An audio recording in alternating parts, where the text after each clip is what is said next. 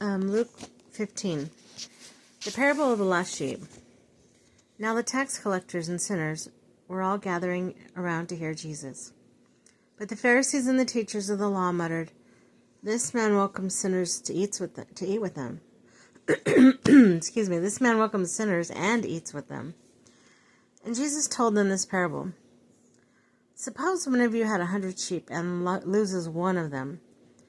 Doesn't he leave the 99 in an open country and go after the one lost sheep until he finds it?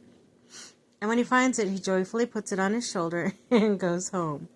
Then he calls his friends and neighbors together and says, "Rejoice with me, I have found my lost sheep."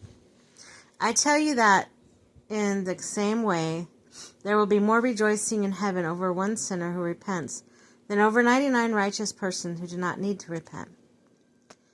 The parable of the lost coin. Or suppose a woman has 10 silver coins and loses one. Doesn't she light a lamp, sweep the house, and search carefully until she finds it? And when she finds it, she calls her friends and neighbors together and says, "Rejoice with me, I have found my lost coin."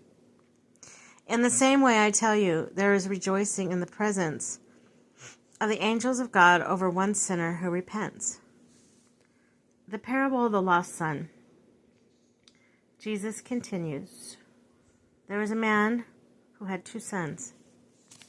The younger one said to the father, "Father, give me my share of the estate."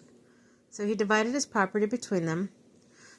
Not long after that, the younger son got together all he had, set off for a distant country, and there squandered his wealth in wild living. While he spent everything, there was a severe famine in the whole country, and he began to be in need. So he went and hired himself out to a citizen of the country who sent him into his fields to feed the pigs. He longed to fill his stomach with pods that the pigs were eating, but no one gave him anything. When he came to his senses, he said, "How many of my father's hired servants have food to spare, and here I am starving to death?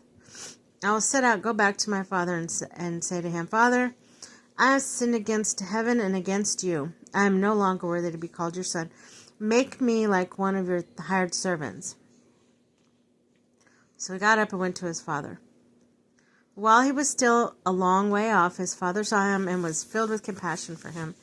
He ran to his son, threw his arms around him, and kissed him. The son said to him, 'Father, I have sinned against heaven and against you. I am no longer worthy to be called your son.' But the father said to his servant, 'Quick, bring the best robes and put it on him.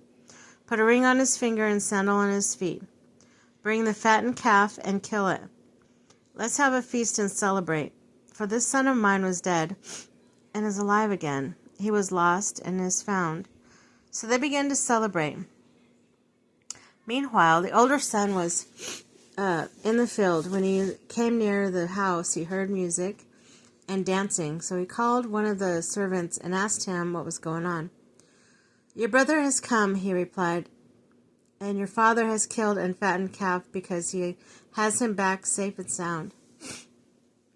Killed the fattened calf because he has him back safe and sound. The older brother came out angry and refused to go in. So his father went out and pleaded with him. But he answered his father, 'Look, all these years I've been slaving for you and never disobeyed your orders.